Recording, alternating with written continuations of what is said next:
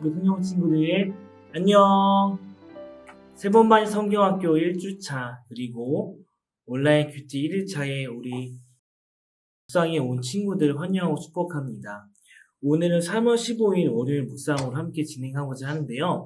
그 전에 우리가 금요일날 토요일날 진행되었던 세번반 성경학교 안내 영상 이벤트 당첨자를 먼저 말하고 이렇게 큐티를 시작하도록 하겠습니다. 우리가 세번반지 성경학교 안내 영상 비밀 암호를 보내주면 전사님이 치킨 기프티콘을 추첨을 해서 이렇게 보내준다고 했는데 아래 당첨자가 이렇게 나가고 있습니다.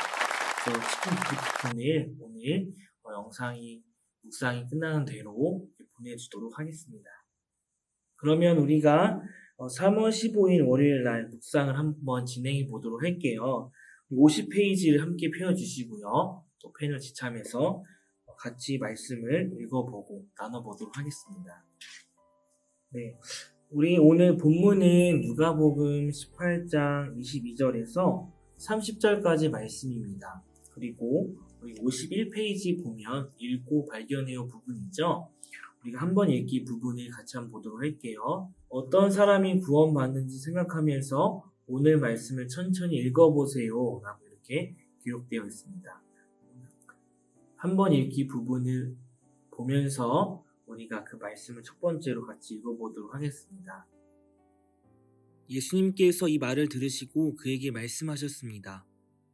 내게 아직도 부족한 것이 하나 있다. 내 재산을 다 팔아 가난한 사람들에게 나누어 주어라. 그러면 하늘에서 보화를 얻을 것이다. 그리고 와서 나를 따르라. 이 말씀을 듣고 그는 몹시 근심하였습니다. 왜냐하면 그는 큰 부자였기 때문입니다. 예수님께서 그를 보시며 말씀하셨습니다. 부자가 하나님 나라에 들어가는 것이 참으로 어렵다.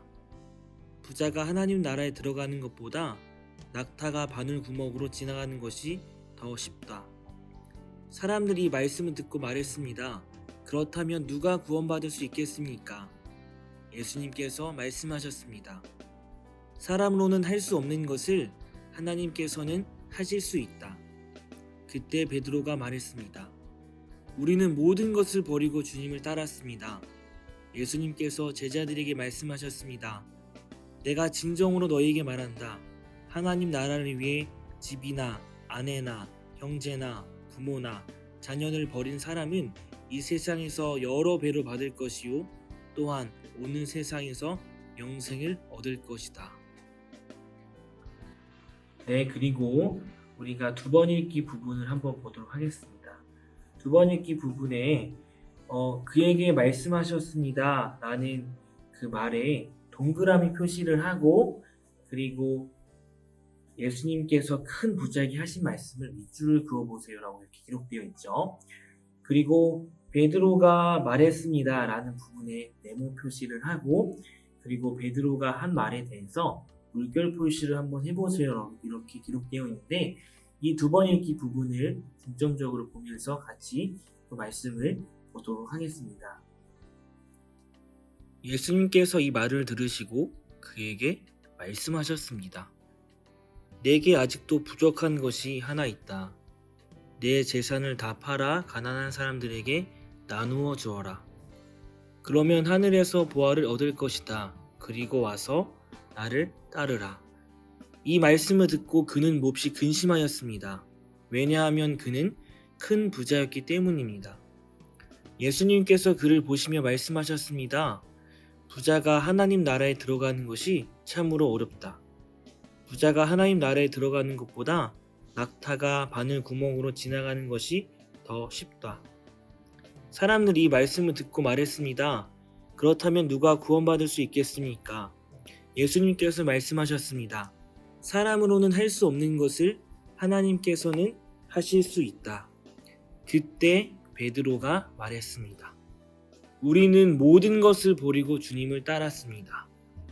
예수님께서 제자들에게 말씀하셨습니다. 내가 진정으로 너희에게 말한다. 하나님 나라를 위해 집이나 아내나 형제나 부모를 자녀를 버린 사람은 이 세상에서 여러 배로 받을 것이요 또한 오는 세상에서 영생을 얻을 것이다. 네, 네, 우리 친구들 잘 따라와 주었어요. 이제 마지막으로 세 번 읽기 부분을 한번 보도록 할게요. 세 번 읽기 부분에 어떻게 기록되어 있냐면 큰 부자는 무슨 일을 더 해야 했나요? 라는 부분이 있죠. 이 정답이 22절에 기록되어 있는데 22절을 보면서 같이 이렇게 보면 될 것 같고요. 그리고 그 다음 질문은 베드로는 어떻게 예수님을 따랐나요? 라는 질문이 있죠. 베드로는 어떻게 예수님을 따랐죠? 28절에 기록되어 있는데 세 번 읽기 부분 보면서 그 말씀을 보면서 정답을 한번 체크해 보도록 할게요.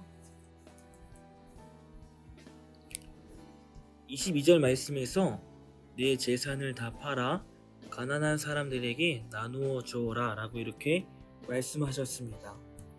그리고 28절 말씀에서는 베드로는 어떻게 예수님을 따랐나요? 라고 이렇게 말하고 있죠. 28절 말씀에 보면 그때 베드로가 말했습니다. 우리는 모든 것을 버리고 주님을 따랐습니다. 라고 이렇게 이야기를 하고 있습니다. 우리 친구들 세 번 읽기 부분까지 잘 따라와 주었습니다. 그런데 오늘 우리가 그 밑에 있는 말씀을 이해해요 라는 부분을 또 보면서 오늘 세 번 읽은 본문이 어떤 말씀인지 그리고 예수님께서 중점적으로 하신 말씀이 무엇이었는지를 보면서 우리가 오늘 말씀을 정리해 볼 필요가 있겠는데요.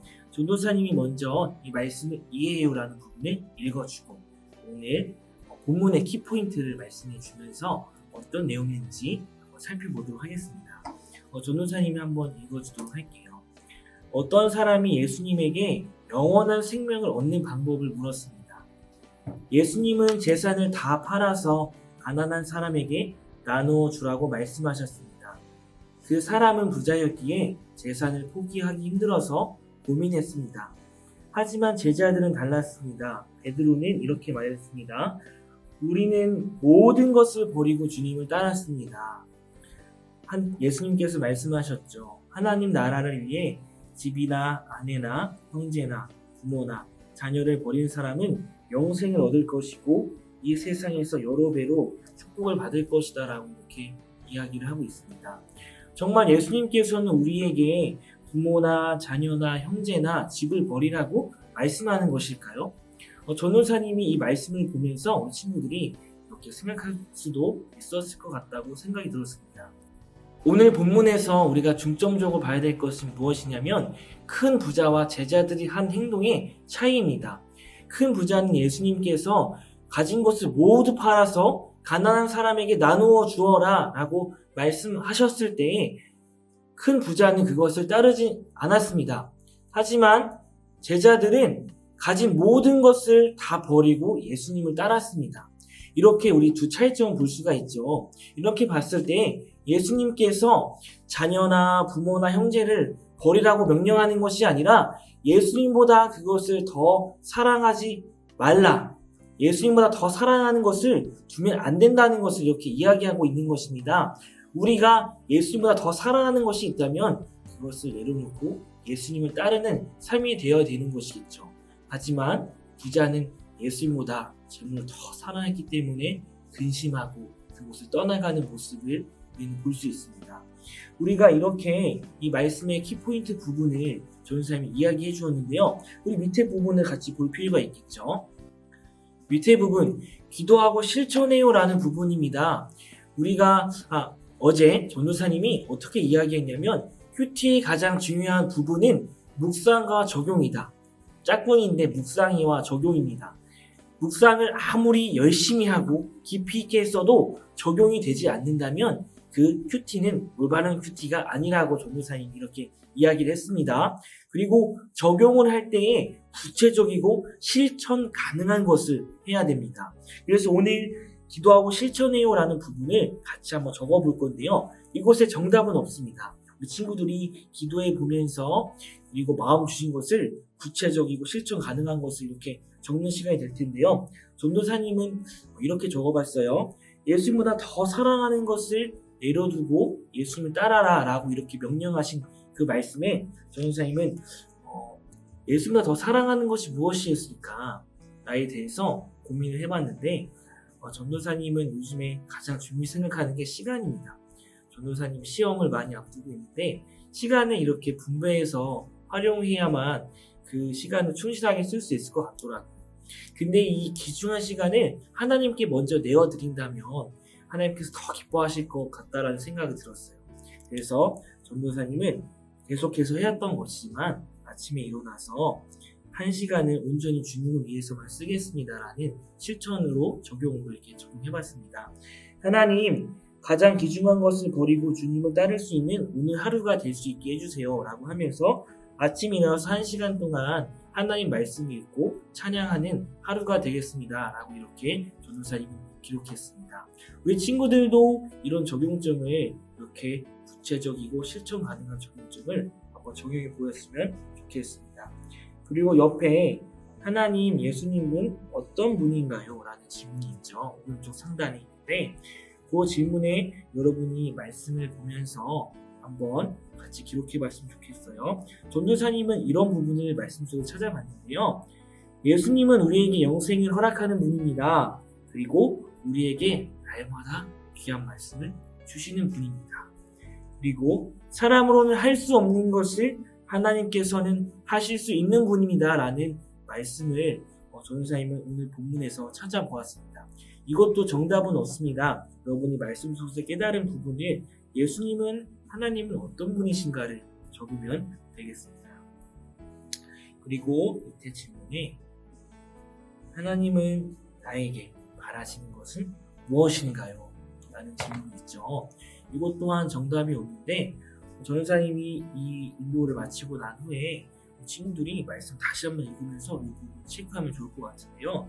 전도사님은 이렇게 조금 기록해 보았어요.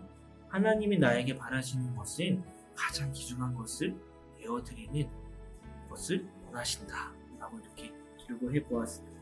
오늘 3월 15일 묵상을 이렇게 마치도록 하겠습니다. 3월 15일 묵상 우리가 오늘 본 본문을 가지고 하루를 살아내는 친구들 되길 소망합니다. 구체적이고 실천 가능한 오늘 적용점을, 여러분만의 적용점을 한번 찾아봤으면 좋겠어요. 전도사님이 그렇게 할 수 있도록 기도하겠습니다. 전도사님 기도하겠습니다. 사랑해 주님 감사합니다. 하나님, 우리에게 귀중한 말씀을 허락하신 3월 15일 오늘을 감사히 여길 수 있는 우리 친구들과 또 선생님과 또 제가 될 수 있도록 인도하여 주시고, 부자는 가장 귀중한 것을 버리지 못하고 예수님을 떠나갔지만 제자인 우리가 가장 귀중한 것을 하나님께 내어드리면서 오늘 하루를 충실히 살아낼 수 있는 우리들이 될 수 있도록 인도하여 주시옵소서. 오늘 1일차입니다. 매일매일 진행되는 삶 속에 큐티가 내 삶 속에 받아들여지게 하시고 삶에서 실천으로 움직일 수 있는 우리 오익학년부가 될 수 있도록 인도하여 주시옵소서. 이 모든 말씀 예수님의 이름으로 기도드렸습니다. 아멘. 오늘 묵상을 이렇게 마치도록 하겠고요. 우리가 3월 16일 내일 전도사님이 같은 시간에 여러분을 찾아가도록 할게요. 전도사님이 6시에 이 영상을 업로드하지만 우리 친구들이 정한 시간에 이 말씀을 잘 보고 하루를 넉넉히 살아내는 우리 친구들 되길 전도사님이 기도하겠습니다. 내일도 같은 시간에 꼭 만나도록 해요. 안녕.